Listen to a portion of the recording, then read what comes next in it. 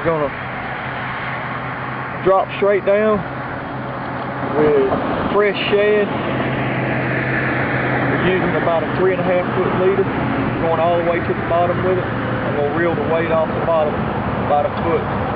That way that shad's suspended just right off the bottom moving. On this rod here, I didn't cut the shad. I just pinched the tail off one and left one whole. What we're gonna do is we gotta find out what they're hitting today. Catfish are funny. Sometimes they won't hit a whole shad. Sometimes they'll hit nothing but a head with the tail pinched off. Other times I'll take a shad and I'll fillet one side and flip the fillet back and hook it and leave it open, leave the entrails exposed. That way it emits a smell. You just got to kind of find what they're on at any given time. They could be hitting whole shad, they could be hitting cut shad, so you just got to kind of set each rod up different so you can find out what they're on. So that's what we're going to do until we can figure it out, and then we'll switch to whatever they're hitting today.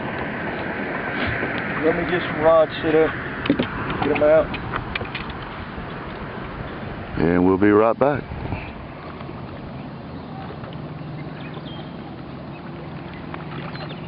Not a bad fish.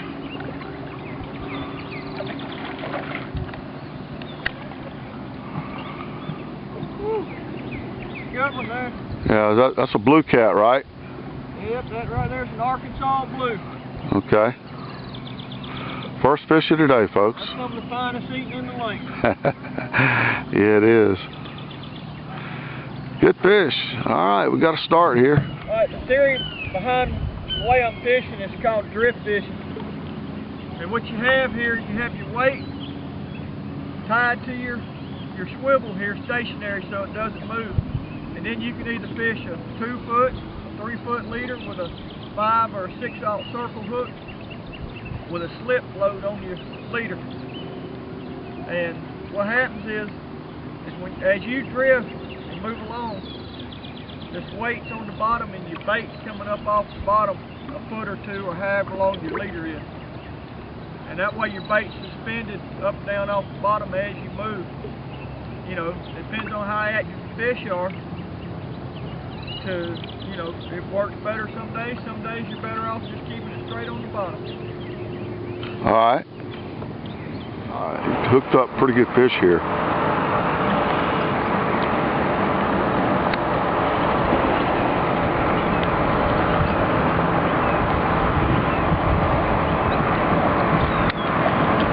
Whoa! Check that out.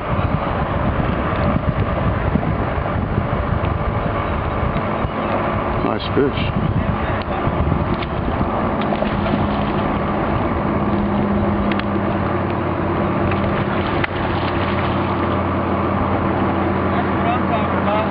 Yes, sir. That's a nice fish. Blue cat. Blue cat. Hey, baby.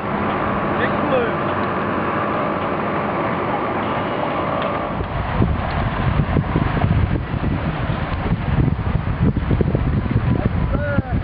I think you got a pretty good one there.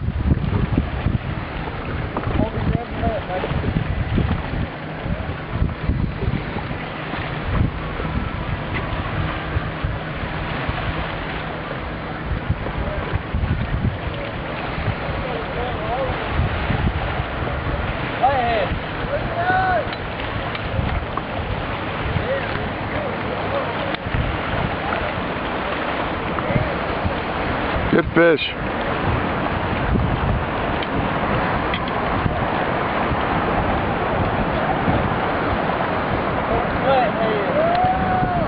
There you go.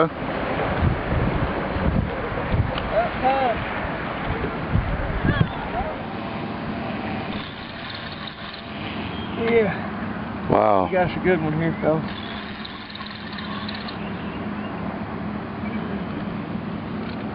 Coming up off the bottom, let's see what it is.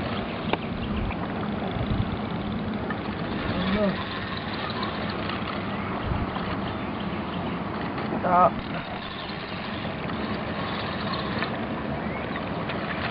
5-pounder. Mm-hmm.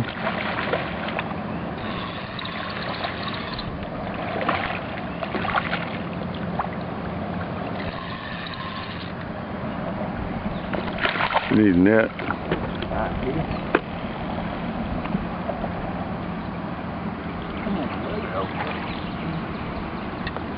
Here we go. Folks, that's the best fish of the day so far here. See if I can get him on the hook. That's a blue cat, right? Yeah, that's a blue. Arkansas blue cat. Mm-hmm.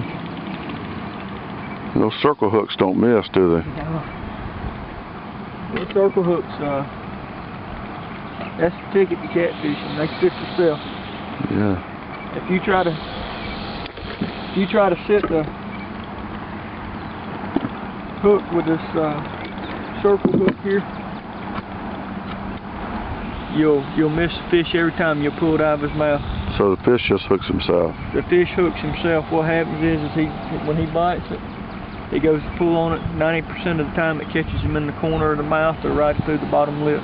Right. But if you pick that rod up and try to set the hook, a lot of times it'll just slide right out of their mouth and you never get a hook up with it.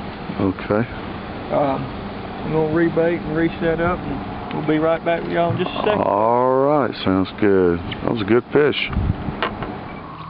Well, folks, this concludes this week's show here at Sugar Creek Marina at Lake Oconee. Fishing was slow today, but we still winded up with a good mess. Hope y'all enjoyed this week's show, and we'll see you next time. I want to thank Brian Clements for coming to us today. Really had a good time fishing with Brian. He's a very good fisherman. He knows this Lake Oconee real well, especially the Sugar Creek area. The weather has been the problem. It's not quite warmed up enough. We've had a lot of fronts move through, but we'll be back, and we'll be catching a lot of good catfish here on Lake Oconee. So I look forward to seeing you next time on the Woody Wood Fishing Show.